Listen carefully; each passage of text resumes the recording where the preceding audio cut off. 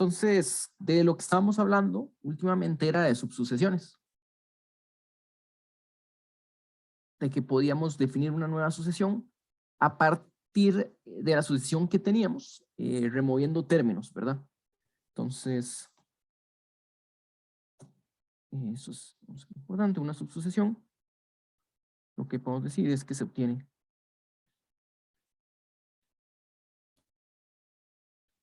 a partir de una sucesión si quitamos términos.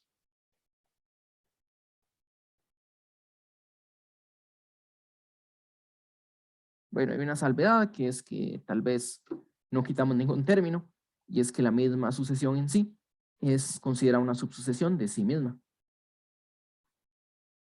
Pero bueno, pongámoslo de esa forma. Y estábamos hablando de lo que serían los puntos de adherencia. Entonces, punto de adherencia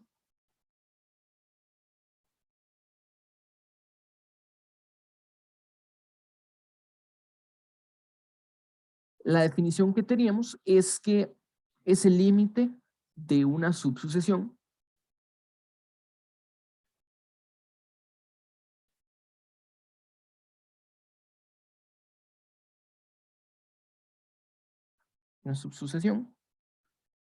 y eso termina significando que hay infinitos puntos de la subsucesión que están cerca de este valor de adherencia. Pues esto es equivalente, de forma equivalente.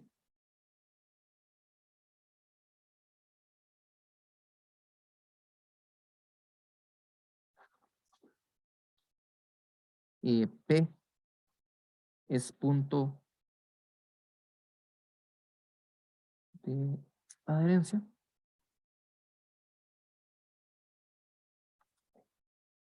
Si hay infinitos xn cerca de P. Entonces, bueno, punto de adherencia, tendríamos por nombre de la sucesión, xn en n. Entonces hablamos de que un punto de adherencia es límite de una subsucesión, pero esto es lo mismo que decir que tenemos infinitos puntos cerca. Bueno, esta creo que aquí no la justificamos en la clase anterior, entonces justifiquémosla ahorita. Que esto de cerca siempre habla de un epsilon, ¿verdad? Y aquí hay que tener cuidado cuando decimos hay infinitos xn. Porque xn, como es una sucesión, puede tomar valores repetidos, ¿verdad? La sucesión 1 menos 1 a la n tiene 2 puntos de acumulación. Menos 1 a la n tiene 2 puntos de acumulación.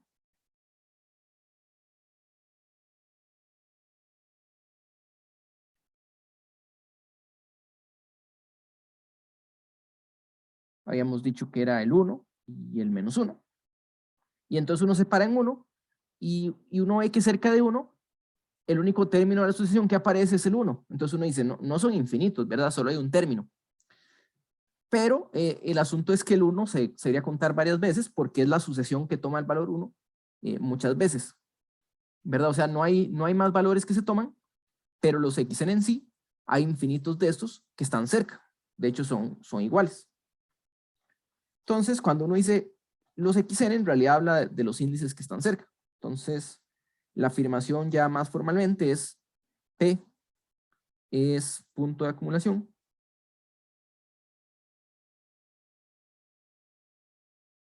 si y solo si para cualquier valor positivo, cualquier epsilon, lo que decimos es que existen infinitos valores cerca, eso tiene que ver con un epsilon. Entonces podemos ponerlo así, el conjunto de los n's, tales que el valor xn menos p, es menor que epsilon, podemos ver que este conjunto es infinito.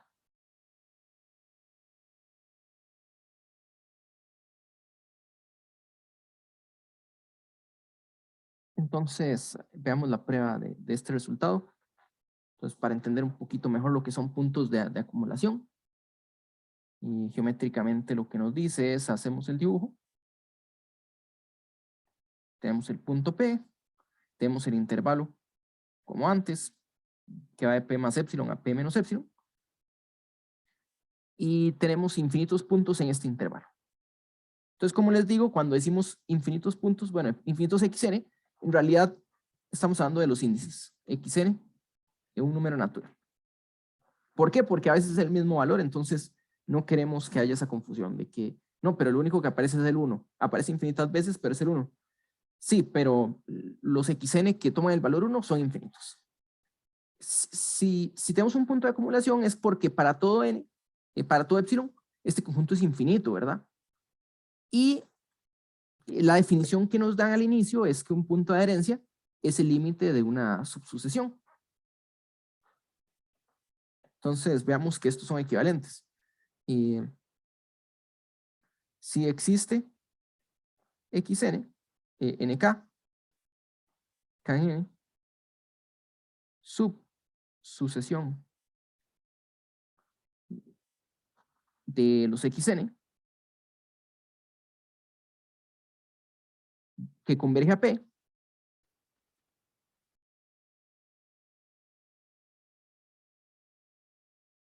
entonces lo que vamos a ver es que los infinitos n's van a ser los términos de la subsucesión a partir de cierto punto. Por supuesto puede haber más términos, pero ya encontraremos una cantidad infinita. Nosotros sabemos que dado un épsilon mayor que 0, existe un n grande que va a depender del épsilon natural, de tal forma que si k es mayor o igual que este n grande, entonces x nk menos p es menor que un épsilon, ¿verdad? Entonces aquí lo que vemos es que si le damos un nombre a este conjunto de arriba, digamos, llamémosle a sub épsilon, que es un subconjunto de los naturales, lo que esto dice es que si k es mayor o igual que un n, entonces n sub k va a pertenecer a sub épsilon. O sea, tenemos un conjunto infinito, empezando del n grande, y así sucesivamente. Todos estos valores van a estar contenidos en el A sub épsilon, quiere decir que este es infinito. Infinito, ¿ok?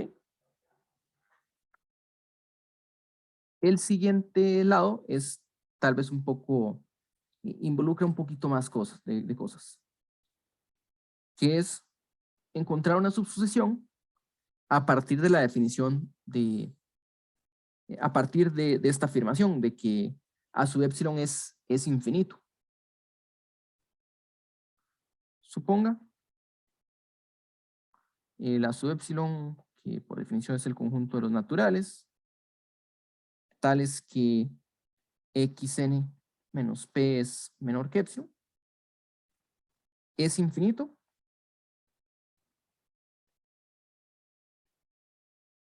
para todo epsilon y mayor que 0. ¿Okay? Hay que probar que existe una subsucesión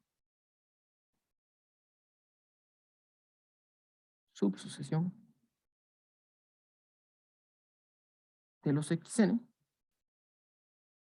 que converge a P.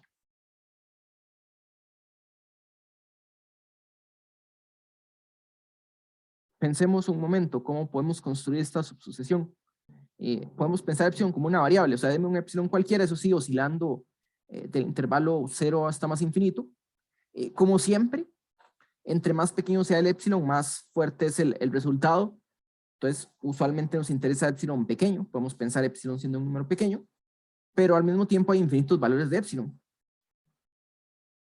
Y hay un resultado que nos dice que la cardinalidad de R es mayor que la de los naturales.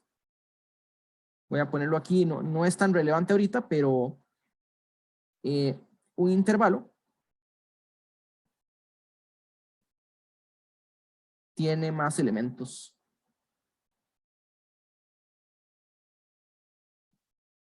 que n.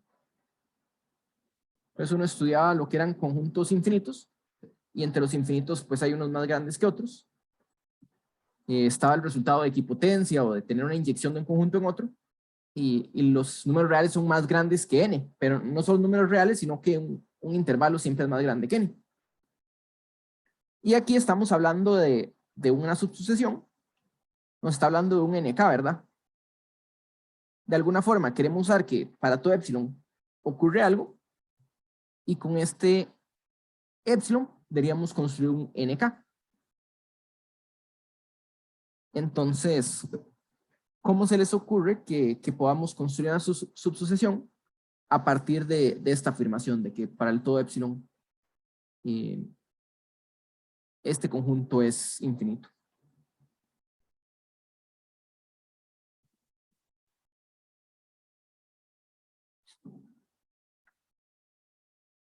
Por ejemplo, ¿cómo tomamos el primer valor?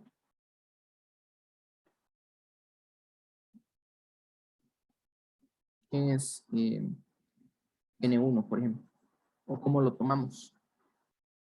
A sub epsilon es un subconjunto de n, ¿verdad? O sea, podríamos pensar en a sub n como es una sucesión. Digamos, a sub epsilon es puede usar otras letras, m1, m2, m3, y así sucesivamente. ¿Qué podemos decir de la subsucesión? Converge, vamos así, converge a P, eso es una pregunta. La subsucesión dada por el A sub epsilon, o sea, AMI con IN.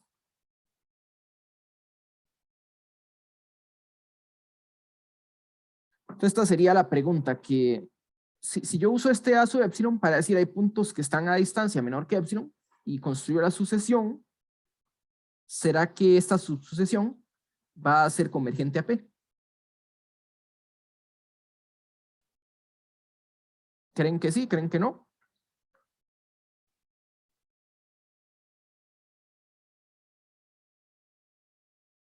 O sea, aquí por definición, si yo agarro un n sub i, n sub i está, perdón, un m sub i,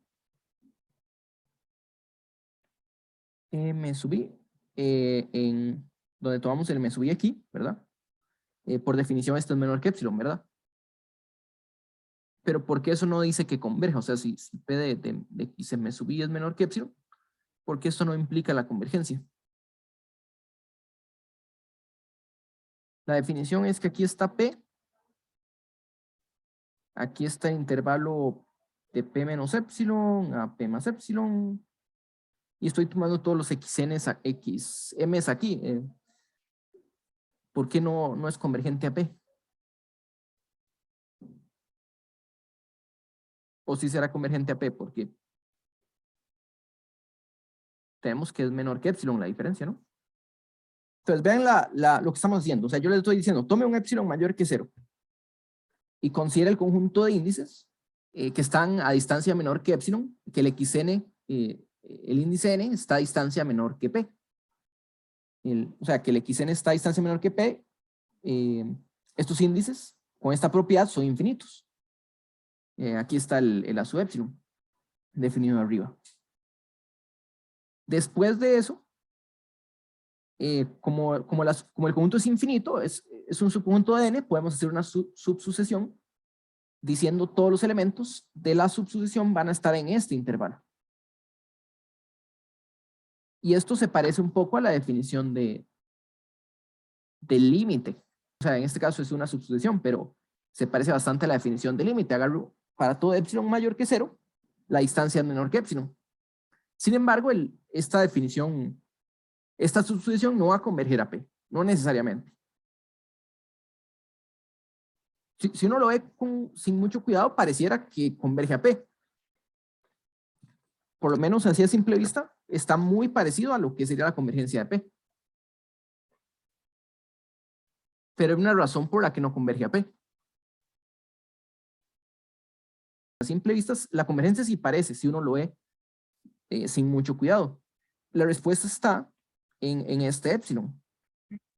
Una vez que yo defino este conjunto, épsilon está fijo. El problema de este intervalo es que épsilon está fijo. ¿Qué pasa si yo agarro un épsilon más pequeñito? Un épsilon prima.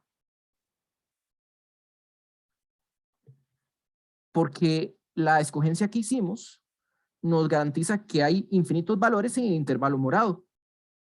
Pero nada me garantiza que en el intervalo rojo haya infinitos valores. O si acaso que haya uno.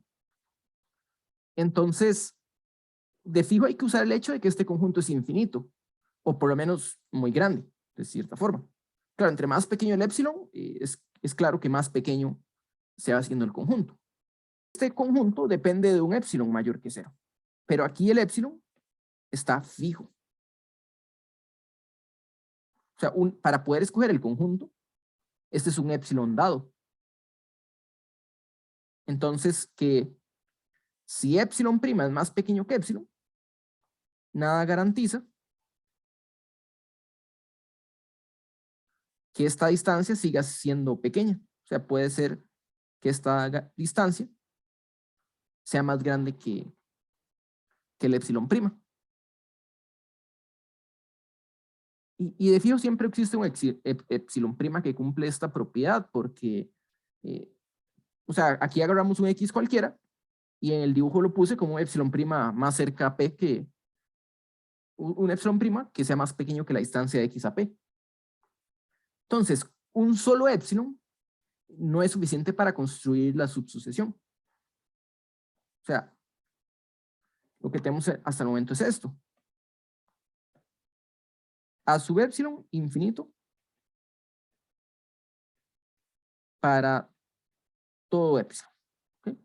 Entonces, si yo quisiera variarlo, bueno, le habría tenido que poner una dependencia de épsilon aquí, pero entonces ya no es la misma sucesión, ¿verdad? Esto ya no sería la misma subsucesión si voy cambiando el épsilon. Sería otra subsucesión. Tenemos que a sub épsilon es infinito, pero un solo valor. Épsilon no garantiza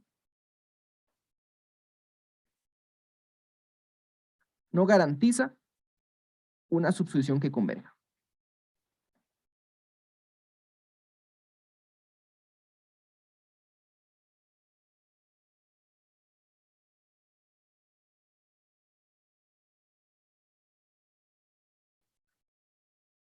Entonces, sí, el problema fue fijarlo. Cuando estamos hablando del conjunto, es que este épsilon es fijo.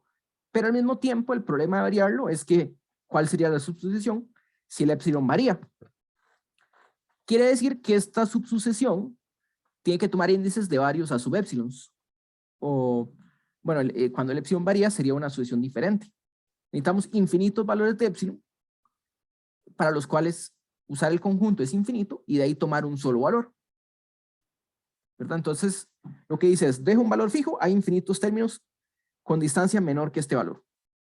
Pero no significa que sean arbitrariamente cerca. Entonces, ¿qué vamos a hacer? Escoger un término de cada épsilon. Deme infinitos épsilons y escoja un término de cada uno de ellos. Aquí hay un problema. Y por eso lo puse, bueno, aquí en paréntesis, que hay más épsilons que xn, ¿verdad? Hay más épsilon que xn, pero uno puede hacer esto discreto. En vez de tomar todo épsilon mayor que 0, tomemos una sucesión que vaya para 0. Y la sucesión más natural, aunque en realidad cualquiera funciona, es 1 entre n. Entonces, considere épsilon n, que va a ser 1 entre n. Y tomemos los valores dependiendo de este epsilon n. Vamos viendo la definición. Digamos, x1, digamos que es el valor mínimo en epsilon 1. O sea, yo escogí x1, la propiedad que tiene x1 es que p menos x1 es menor que 1. x2, yo quiero que tenga la propiedad de que p bueno, estamos hablando de una subsucesión, entonces debería ponerle otro índice, n1 en realidad. P menos x n1 va a ser menor que 1 y este sería un n2. Yo lo quiero escoger de tal forma que la distancia vaya a ser menor que epsilon 2, que es un medio. Entonces es cuestión de agarrar el valor en epsilon 2 a su epsilon 2, pero al mismo tiempo queremos que la sucesión de índices sea creciente, ¿verdad? Queremos agregar el hecho de que n2 tiene que ser mayor que n1. Entonces nosotros sabemos que el a sub epsilon correspondiente es infinito.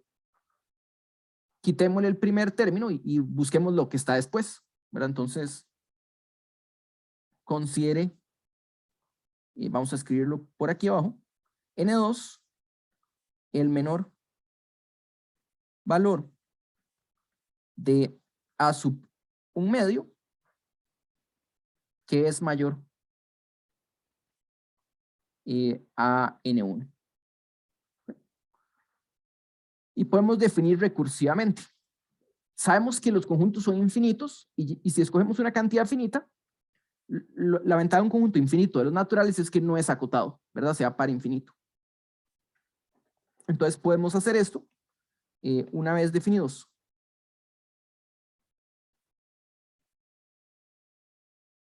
n1, n2, hasta un nk, tome nk más 1, el menor valor de a sub 1 entre k más 1, que es mayor a n sub k. Okay. En realidad la parte menor no es tan importante, pero va a ir creciendo. La parte importante es que por definición, pues tenemos dos propiedades por definición. Nosotros sabemos que N1 es más pequeño que N2, más pequeño que N3, ¿verdad? Es una sucesión creciente porque siempre le digo más grande que la anterior. Y además, cuando agarramos X sub NK y le restamos P, o sea, la distancia entre el NK, XNK, y el P va a ser menor que un 1 entre K.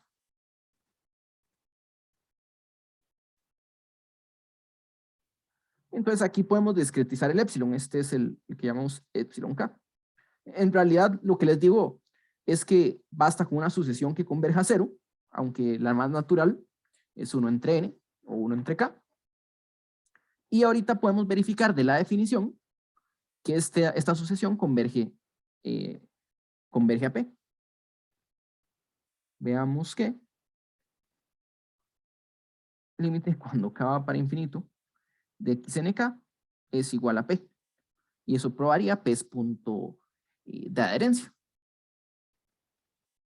Entonces, lo que vamos a tener aquí es que dado un epsilon mayor que 0,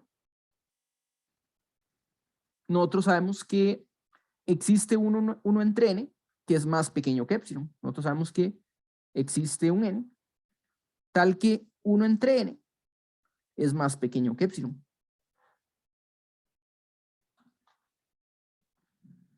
Entonces, a partir del valor enésimo, todos los términos de la sucesión son cada vez más cercanos a P, con una razón de 1 entre n, que es más pequeño que epsilon. Entonces, si K es mayor o igual que n, sabemos que la distancia de xn sub k menos P es menor que 1 entre K, que es menor o igual que 1 entre n, que es menor estricto que epsilon.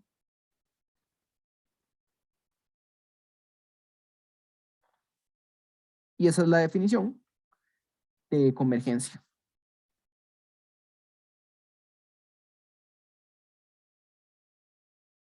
Ya para ir cerrando un poco la parte de sucesiones, lo que nos falta es hablar un poquito de lo que es el límite superior, el INSUP, y su contraparte, que es el límite inferior, o LIMINF.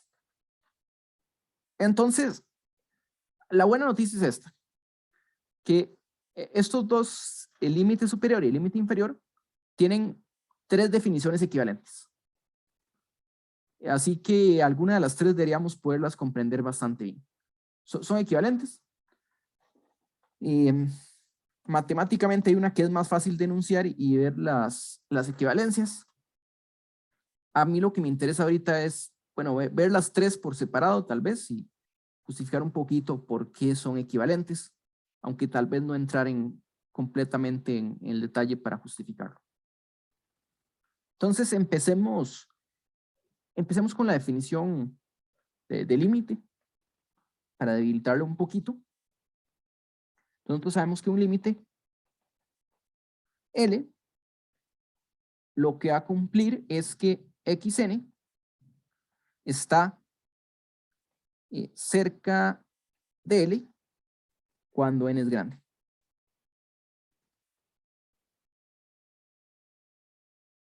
Y la forma de justificarlo es, tenemos este intervalo, bueno, tenemos un punto L primero que todo, y agarre cualquier intervalo de radio epsilon, epsilon izquierda, epsilon derecha, y sabemos que a partir de un punto están aquí adentro los valores del xn, ¿verdad?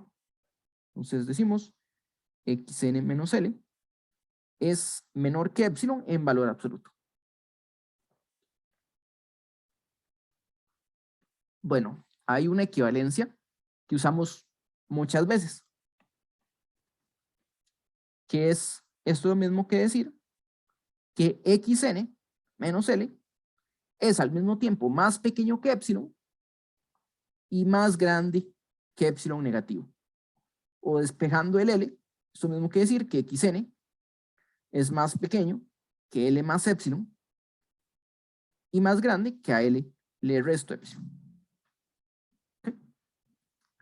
El límite superior nos dice que no nos fijemos en el límite en sí, sino en la cota superior. O sea, este L más epsilon.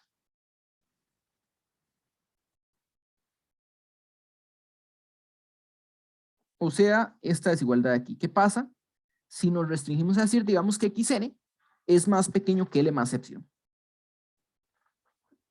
Esto es particularmente útil cuando la convergencia no existe.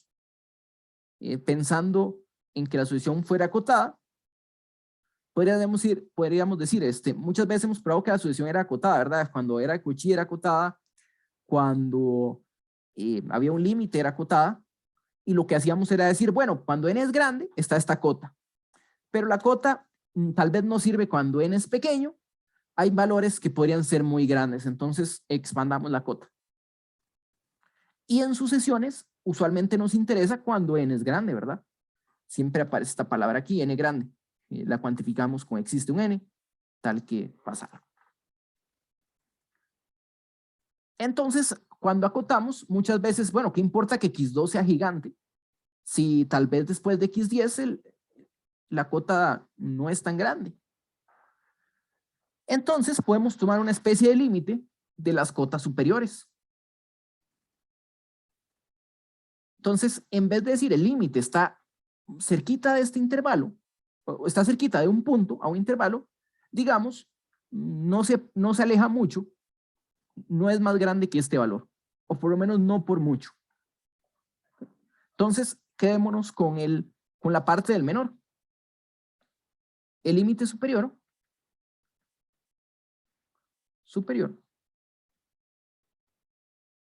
nos dice xn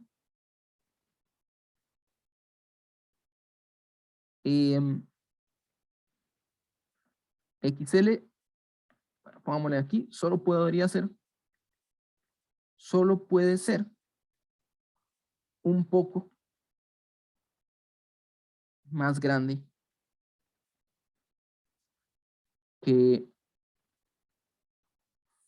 un valor S. Pensemos S como el L, nada más que voy a ponerle en este momento S de superior. Solo puede ser un poquito más grande que un valor S cuando n es grande.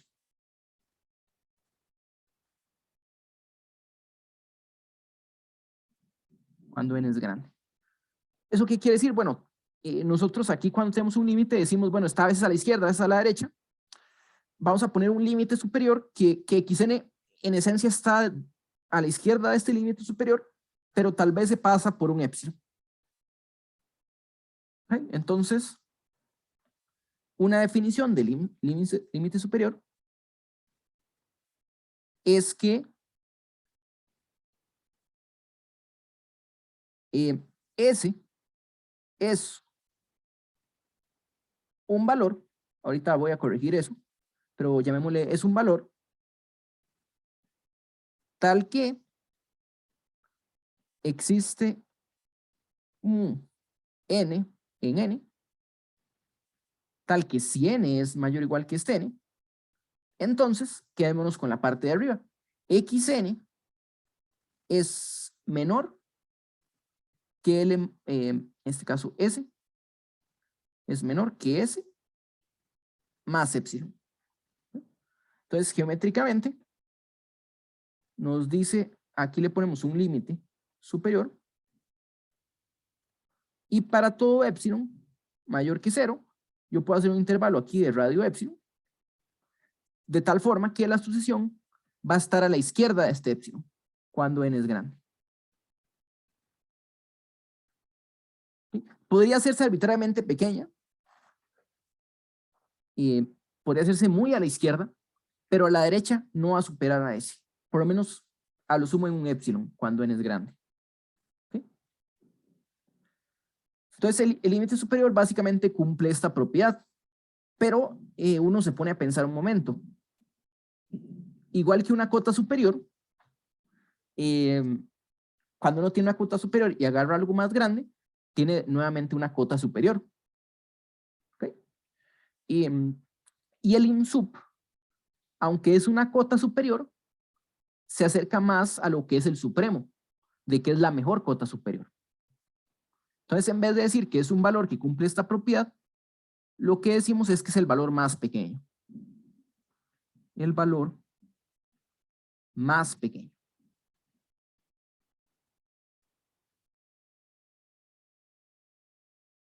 Entonces,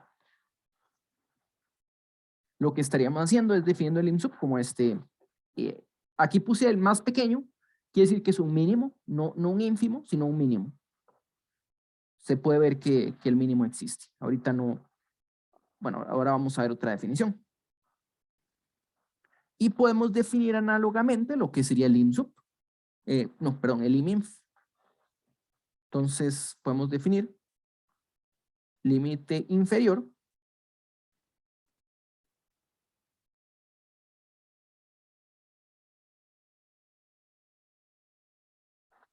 como la mejor cota inferior a la izquierda, por lo menos asintóticamente, cuando n es grande, en versión límite. Entonces, el menor, no, perdón, en este caso sería el mayor. Vamos para el otro lado, el mayor valor, llamémoslo y ahorita, tal que existe un n en n, tal que si n es mayor o igual que n, entonces tenemos la otra parte del límite. Si yo le resto epsilon ahí, me faltó un para todo epsilon en este caso, tal que para todo epsilon mayor que 0 en ambos casos. Esto está bien para epsilon mayor que 0, cualquier epsilon mayor que 0. Entonces existe un n grande, tal que después de ese punto, xn va a estar contenido ahí. Entonces, tenemos un i, hacemos un límite inferior, que le restamos un epsilon, y nos va a decir que la sucesión, cuando n es grande, va a estar aquí contenido. Pero si le metemos la definición del IMSUP y lo juntamos, tenemos dos barreras.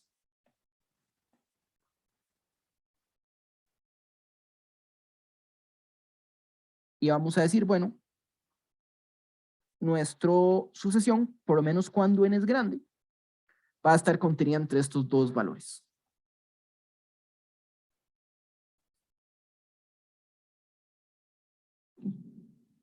Entonces, esa es la definición. Empecemos con esa definición de lim sub y lim min. Les digo que hay 3 definiciones, por lo menos, que vamos a usar, que podemos usar de forma intercambiable, la que sea más útil, la conveniencia.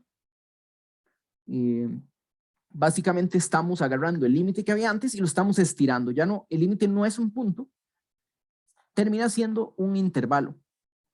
Entonces, como el intervalo límite, básicamente. Claro, no significa que todos los valores se tomen por igual, ¿verdad?